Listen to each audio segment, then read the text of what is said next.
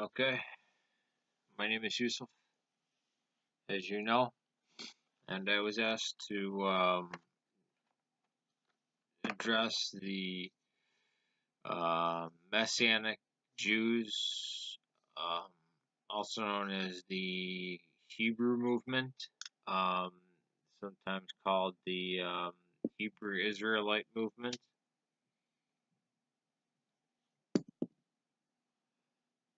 This is sometimes a black movement um, that is taken over by the whites. Um, I kind of know how they feel, being Arab, Latino, and Irish. Then again, I don't know how they feel because I am Arab, meaning that I am Semitic. And I'm from the Sea of Antioch in Syria. So let us go through. I have heard the armored skeptic say that this was the true form of Christianity, the not hypocritical form of Christianity, which I saw as foolish, and I promised somebody that I would take this on because he was in this trap before coming to Orthodoxy.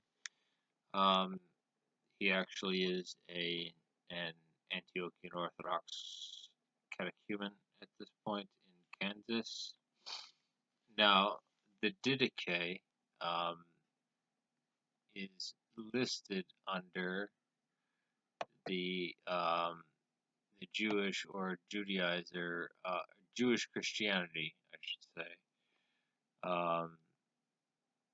It says the figures: Jesus, John the Baptist, Simon Peter, 12 apostles, James, the brother of Jesus, um, Simeon of Jerusalem, Jude, and Paul. I don't know why Paul is there. Ancient groups: Ebionites, Alkazites, Nazarenes, pejoratives, Judaizers, legalizers, Pauline Christianity. No, they got that one wrong. Recent groups: Hebrew Christian movement. That's the one I'm going to be addressing. Messianic Judaism. That's what I'm going to be addressing. St. Thomas Christians. Um, that's a form of Oriental Orthodoxy, so I don't know what these people are calling themselves St. Thomas Christians for. That's like if I started a church called the Southern Baptist Church. Unfortunately, there's already a Southern Baptist congregation. Adversaries, obviously, Marcionism, um, their writings, the Gospel of Matthew, the Epistle of James, Clementine recognitions, as well as the Clementine homilies, the Didache, the Liturgy of James, Book of Alkazi, the Jewish Christian Gospels, Gospel of the Ebionites, Gospel of the Hebrews, Gospel of the Nazarenes, issues, Aramaic of Jesus, Yeshua, the name, the Council of Jerusalem, expounding the law, the Sabaoth, the Court of Medician, and the Noahide laws. So, now that we know what we're dealing with, let's get into it. Now, this has come about in the recent times because of lack of tradition and not understanding the gospel. Correct. Um,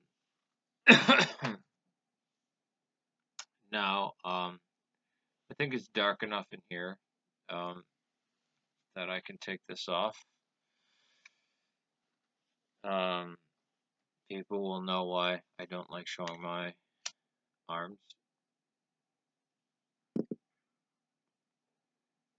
But are we supposed to follow traditions? Yes. We're commanded to. The traditions of men, of the elders, or the Pharisees? No. That's called the Talmud and the Kabbalah. And that basically usurps everything that Moses had said. But we are commanded to follow the traditions of the apostles. So, Corinthians. Let me remove these.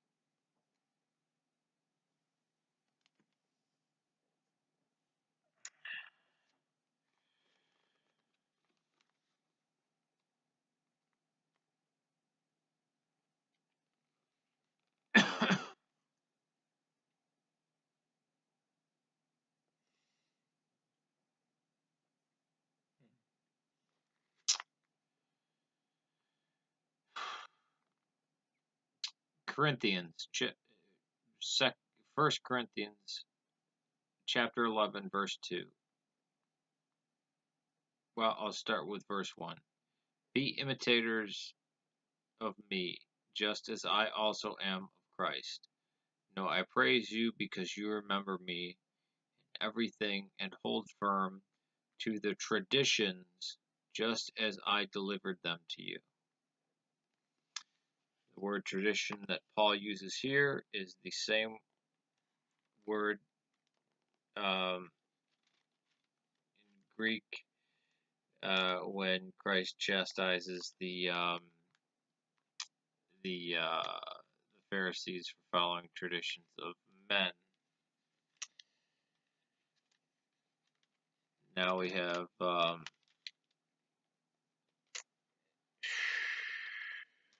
Colossians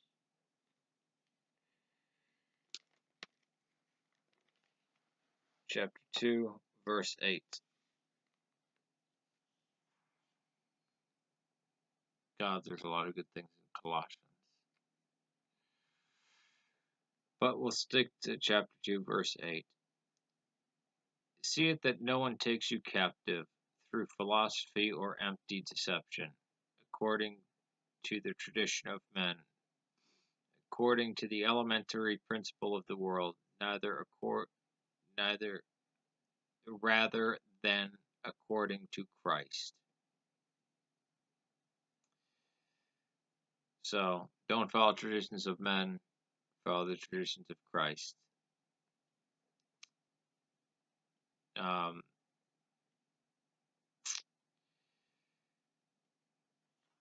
I have to emphasize this.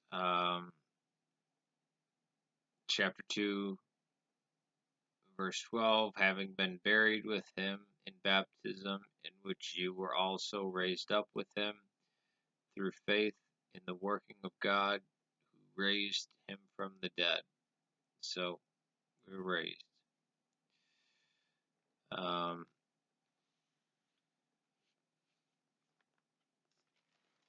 Now, 2 Thessalonians, my favorite, because it predicts so much stuff about the Antichrist and the Catholic Church and the modern Protestant Church.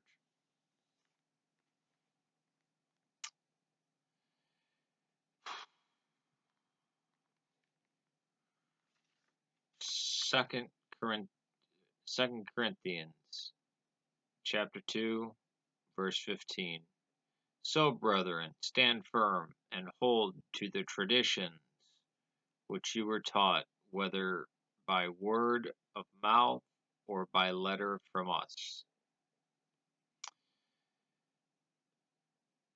Chapter 3, verse 6. Now we command you, brethren, in the name of the Lord Jesus Christ, that you keep away from every brother who leads an unruly life, and not according to the traditions which you received from us.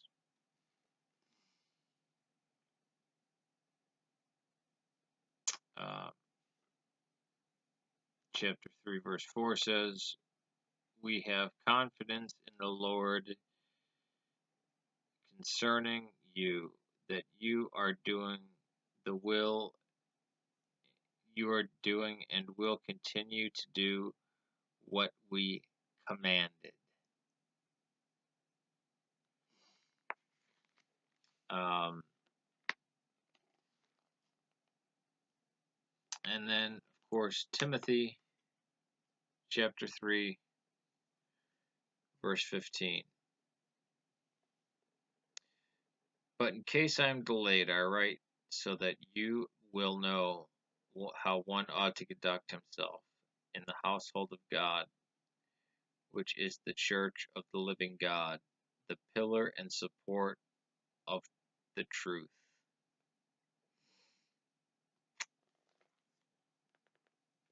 Now,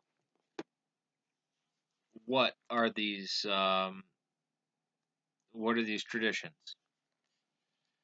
Well, every time baptism gets mentioned, it's active.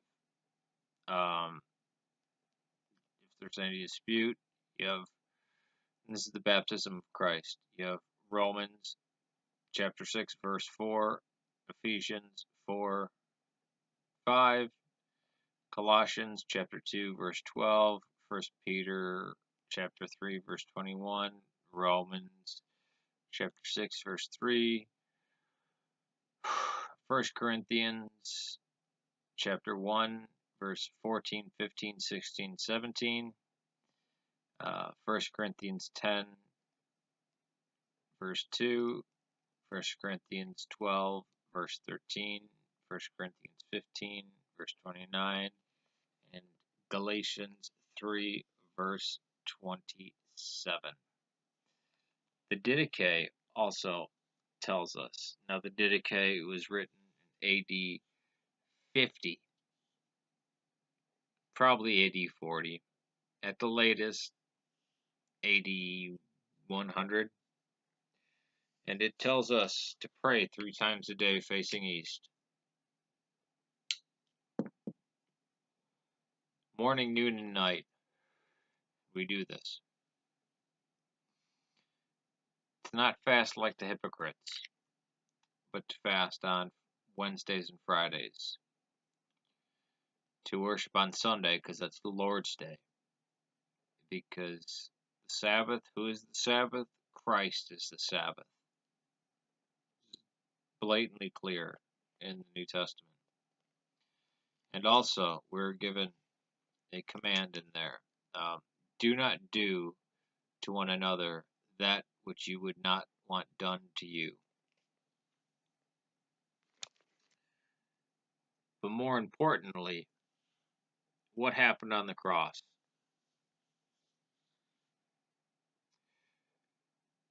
When Christ died and said, "It is finished," all of the Mosaic and Levitical law, all the law of the scribes and the elders, uh, was fulfilled, meaning it was abolished, annihilated. The only law that remained was the Decalogue.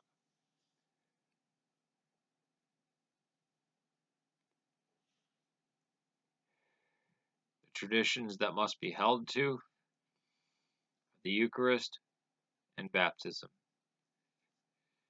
But the church is also given, since it has the power to bind and to loose, it had also given us the gift of 12 feast days and periods of fasting. So a cyclical life, a cyclical year. The feast days are great. The fasting periods are great too. These are needed emotionally, and they are the New Covenant version of the Old Testament that had fasting periods and feasting periods, um, as well as confession. Um, confess to one another. You know, uh, this is for the presbyters, which priest is presbyter, not sacerdotus. Um, and liturgy, which is spelled out in Acts, coming together, breaking bread, and singing hymns. We actually chant the hymns as they did in the ancient church. And if you go to an Eastern Orthodox service, every bit of our theology is in the hymns. If you want to know what the Eastern Orthodox believe, there's no such thing as an Orthodox catechism. One full liturgical year of the church contains every bit of the theology. And